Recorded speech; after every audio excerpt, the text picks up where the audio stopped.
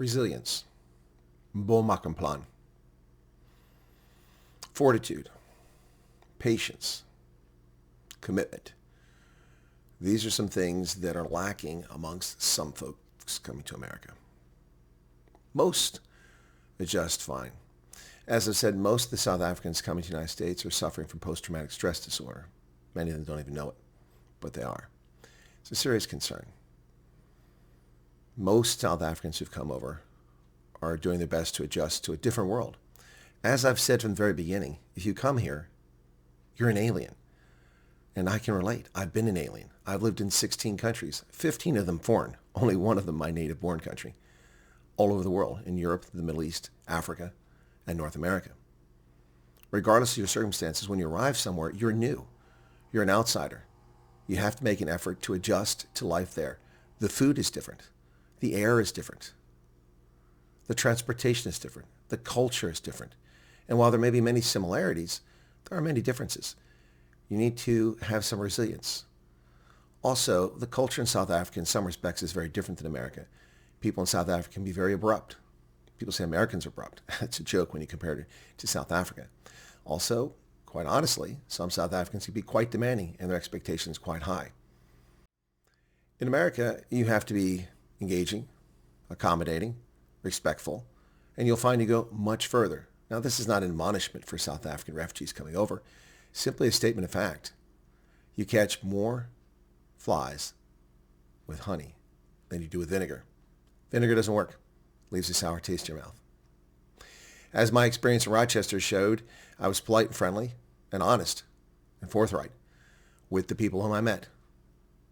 Despite that, I still had a bad experience. What was my response? Not to become aggressive, not to become abusive, not to strike back. To simply say, okay, private property, I'll leave. Walk down the street and be abused by this clown even more. What did I do? Yell back at him? Threaten him? No. Simply noted what happened and moved on. As a consequence of my actions in Rochester and my reporting on that, suddenly Church World Service in Rochester is behaving very differently than they were before.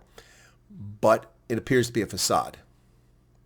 Actions taken only while the supervisor is present. Once the supervisor is at a site, the new refugees wound up with the same sort of attitude that their predecessors got in Rochester. So something still remains rotten in Rochester. Meanwhile, Church World Service in Florida, I won't say where right now, Church World Service in Florida greeted a new refugee family, one of my viewers. Oh my goodness, night and day.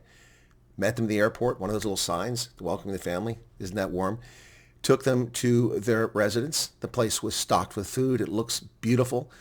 All kinds of stuff. Gave them refugee cash assistance on the spot. A cell phone with 1 year prepaid data. No charge. Theirs for a year. They can use the phone. Unbelievable. What a reception. The guys already checked in on them. They've only been there for 2 days. Checked on them a couple times. Night and day. So as I said, in the interest of full disclosure, this is about objectivity and fairness. My goal is not to expose anyone who's trying to do their job. But when people fail to do their job, we're not going to look the other way.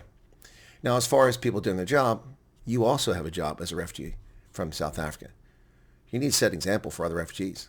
You can dismiss me, whatever you like. That's your prerogative. But you're guests in America. You're not American citizens. You're here out of our generosity. We've welcomed you. If you're having bad experiences, please contact me via the email address on the account, and I'll see if I can't take a look into it and see if it's real. But there's an awful lot amongst a small number of people who have outsized expectations.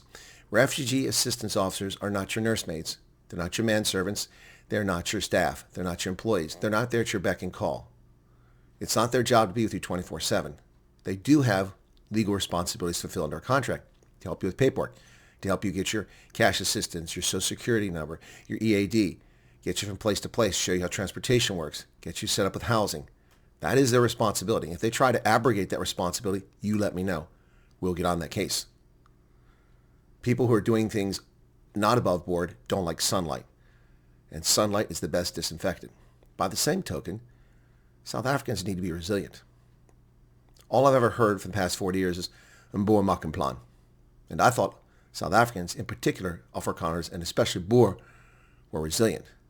There's a small number of you that aren't resilient at all. And I don't want to hear excuses about what a terrible life you've had or what's happened to you. It's happened to many people, and they're resilient. You need to dig deep inside yourself, stand up, put your big boy pants on, and realize that you're a guest and you need to adjust to this place. Don't be like the Somalis in Minnesota who try to change our culture and change our country to match the broken place they came from. You're coming from a place that apparently you believe is broken, or at least was broken from your perspective, and we're trying to help you. So get on board and make it happen. All right? Like I said, the Church World Service Refugee Assistance Officer in Florida that helped this family, oh, wow, that's the experience everybody should have from every service provider. What's been happening in Rochester and appears to still be happening is not acceptable. Night and day. And this comes down to a failure of leadership. It's the bottom line. Someone, somewhere, is failing at their job. And those responsible for oversight of the programs within Church World Service in Rochester, in the state of New York, and the national headquarters, as well as the U.S. agencies who fund this organization, are failing in their job and need to step up their game, or will continue to embarrass their poor performance. What say to South Africa? For the refugees who've come to America, once again, I'm not asking you to come here. I'm not asking you not to come here. It wasn't my choice to create the program, and it isn't my place to tell you to leave or to stay. That's your personal choice, and I wish you the best, and I'll do the best I can to give you the most correct information about what's happening. Godspeed.